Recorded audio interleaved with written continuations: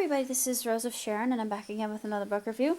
I just recently finished Nelson DeMille's The Cuban Affair, and this book actually kept me on the edge of my freaking seat.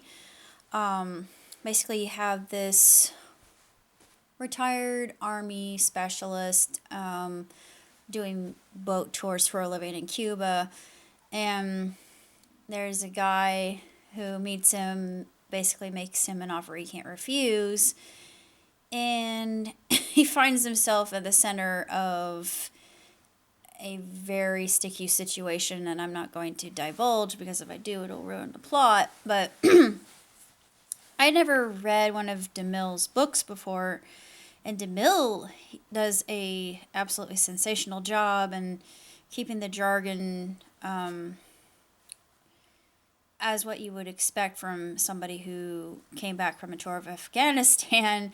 You know, he's going to have a mouth on him like Tony Soprano, so nothing out of the ordinary. Just the way he describes things, it's very blunt, cut and dried, and to the point, and it's extremely suspenseful.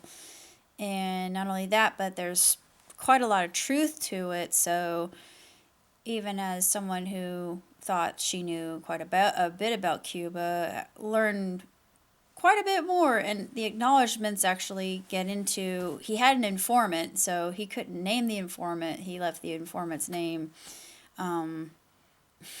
changed to protect him. And I thought, whew, I mean, that in itself just gave me goosebumps, but I loved the book. I thought it was fantastically written. It was way too short and over too soon, and I may have to read some more Demill because I really love his way of communication, and he's very tongue-in-cheek. He's he's snarky, and I like it. I like his turn of phrase and his descriptive analysis of a situation, how analytical he is, and his mind, and just how to the point he really is, and just discussing everything that's surrounding him, and he doesn't mince words about it. He just states everything, like, you know, yeah, he's like, I'm screwed. I'm like, yeah, you are. But of course he doesn't state it that he's like, he says that instead.